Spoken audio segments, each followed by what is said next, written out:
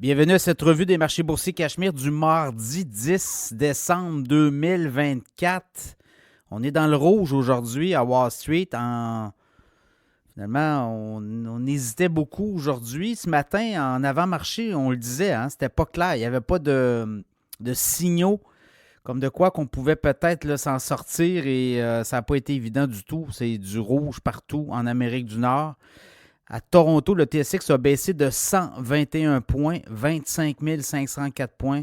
Le Dow Jones a baissé de 154 points, 44 247. Le S&P 500, 18 points de baisse, 6 034. Le Nasdaq, 49 points de baisse, 19 687. Le pétrole monte de 22 cents à 68,59 US. C'est WTI. Le Bitcoin ne va pas si mal là. Dans les dernières heures, a repris du poil de la bête.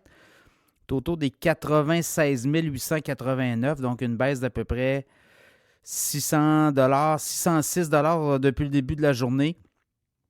Ça a été plus profond que ça. Là. Il y a quelques heures, on était à 94 500. On a rebondi au cours je dirais des dernières heures. Donc voilà le Bitcoin qui oscille et l'or qui monte tout près des 2700, là, 2693, hausse de 34,10 US l'once d'or.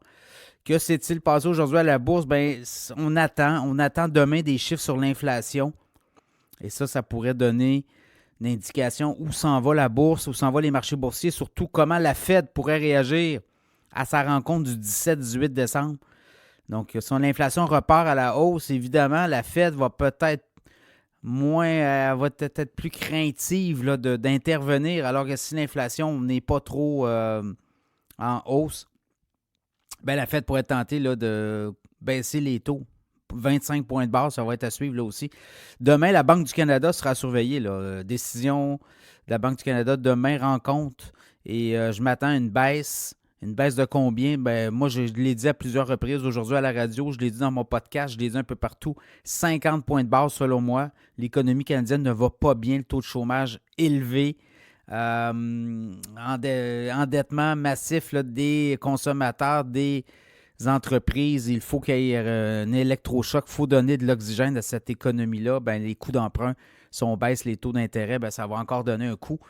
Donc voilà, je m'attends à une baisse importante demain. Aujourd'hui, à la bourse, ça a bien été pour... je regarde là, les titres qui ont le mieux performé. Walgreens, compagnie d'une chaîne de pharmacie aux États-Unis qui va nulle part. Ben là, il y aurait un investisseur potentiel. Donc le titre a monté de 17 Alphabet, très bonne performance de Google, Alphabet. Le titre monte de 5,6 Le titre est rendu à quoi? Dans le cas d'Alphabet, on est rendu à 180, c'est-tu ça, 185? Je vous ai parlé, là, j'avais fait un podcast pour dire Buy the Dip. Ouais, Alphabet 186 et 53. Le titre était le creux était à 166, 167. J'avais dit, surveillez ce titre-là, ça va rebondir. Ben, c'est ça. Et également, ben là, on a des puces Willow, des puces très performantes. On a fait, notamment l'ordinateur quantique de Google est rendu qu'elle peut calculer, là, ce qui prenait des années à calculer de façon, au niveau de l'informatique, on va dire classique. Mais là, l'ordinateur quantique de Google a accéléré les calculs. Et ce qu'on dit, c'est que dans les prochaines années, ça va être à surveiller. Là, donc, ça pourrait amener beaucoup plus de performance. Alors, Google qui investit dans les puces Willow, ça va être à suivre, ça. Ça pourrait être un game changer, je ne sais pas trop. Alors, voilà, c'est ça. Dans le cas de Google, a bien fait. Boeing a monté de 4,5 Tesla aussi a franchi les 400 US. Dans le cas des baisses importantes, le Hewlett Packard, moins 5 Dell, moins 5,6 Oracle, moins 6,6 Moderna, 9 Super Microcomputer, 8 de baisse.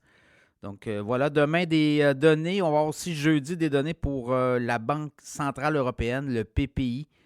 L'indice des prêts à la production, ça pourrait être aussi là, les indicateurs. Donc, on va le voir si si ça baisse, ça monte au niveau de la production industrielle, notamment en Europe. Et le présumé assassin là, du PDG de United Healthcare, Luigi Maggione, un jeune de 26 ans qui est comparu là, aujourd'hui, a été arrêté hier et dans un McDonald's avec l'arme. En tout cas, on pense que c'est l'arme qui aurait servi à l'assassinat du PDG de United Healthcare devant son hôtel à New York mercredi dernier. Bien, lui était arrêté et là, crié quand même des choses là, devant les médias en disant que l'Amérique ne méritait pas un tel traitement, quelque chose comme ça. C'est genre de voir, là, est-ce que les avocats vont plaider la folie, comment on va travailler. Ça va être dur. Là. Les preuves s'accumulent. On a retrouvé une arme à feu, on avait des fausses cartes. Je comprends qu'on pourra peut-être plaider à folie, mais pas trop longtemps. Également, Alaska Airlines, le titre a monté de 13% aujourd'hui. United Airlines aussi. Donc, a monté beaucoup. Donc, voilà. Demain, des chiffres à donner, des chiffres à surveiller sur l'inflation. Banque du Canada également.